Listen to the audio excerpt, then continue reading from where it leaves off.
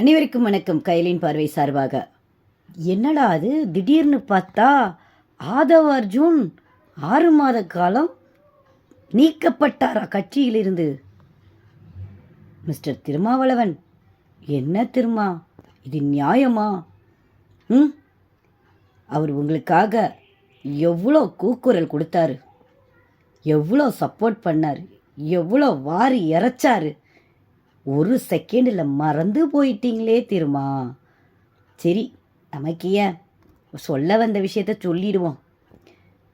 தொடர்ந்து ஆதவ் அர்ஜுன் 7/12/2024 அன்று விகடன் நடத்திய நூல் வெளியீட்டு விழாவில் விஜய் பக்கத்தில் அமர்ந்து கொண்டு மகிழ்ச்சியான தருணத்தில் தான் உண்மைகளை உளறிய காரணத்தினால் இந்த பதவி நீக்குமா என்ற கேள்வி நிறைய பேருக்கு புரிஞ்சிருக்கோம். நாம் அது பதில் சொல்லணும்னு அவசியம் இல்லை.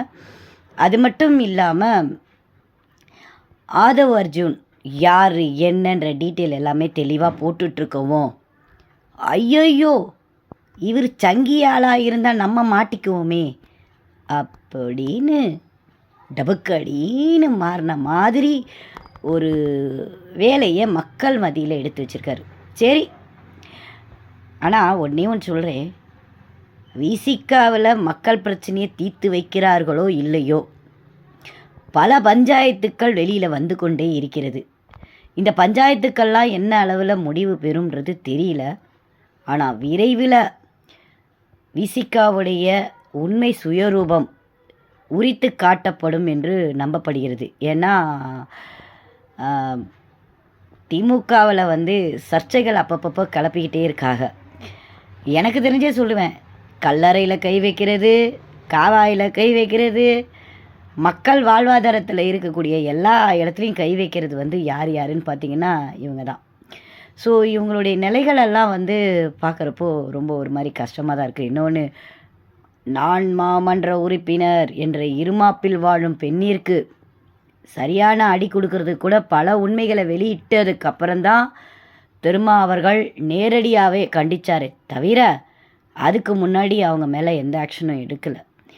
இந்த மாதிரி தொடர்ந்து சர்ச்சைகள் கிளம்பிக்கிட்டே இருக்கிறப்போ கஷ்டப்பட்டு உழைக்கக்கூடிய நிறைய நண்பர்கள் இருக்காங்க, உங்களுக்கு நிறைய நல்ல உள்ளங்களும் இருக்காங்க. அவங்களுக்கெல்லாம் என்ன செய்ய போகிறீங்க புரியலை. திருமா அவர்கள் கட்சியை வளர்க்குறாரா அழிக்கிறாரா என்பது அவர் நிர்ணயிக்கும் ஆட்களை பொறுத்து தான் உள்ளதே தவிர அவர் மட்டும் அல்ல. அது மட்டும் இல்லாமல் இந்த கட்சியை நான் தான் வளர்த்தேன் அப்படின்னு மற்ற தலைவர்கள் பேசுகிற மாதிரி நீங்கள் பேசாமல் சமயுக்திய புத்தி அப்படின்னு சொல்லுவாங்க. அதில் சில விஷயங்கள் தெரிஞ்சுக்கணுன்னா நீங்கள் தான் நிறைய படித்தவராச்சே, அந்த படிப்பறிவில் தெரிஞ்சுக்குங்க. சாமர்த்தியமாக நீங்கள் தப்பிக்கணும்னு நினச்சி பலியாடு வெட்டுறதை விட நீங்கள் கொஞ்சம் மாற்றி சிந்திச்சிங்கன்னா மக்கள் மத்தியிலையும் அரசியல் சூழலிலும் நல்ல ஒரு மாற்றங்கள் வரும் என்பது தான் எனது கருத்து. ஏன்னா என் தலைவனை நான் கேட்கலன்னு யார் கேட்பீங்க?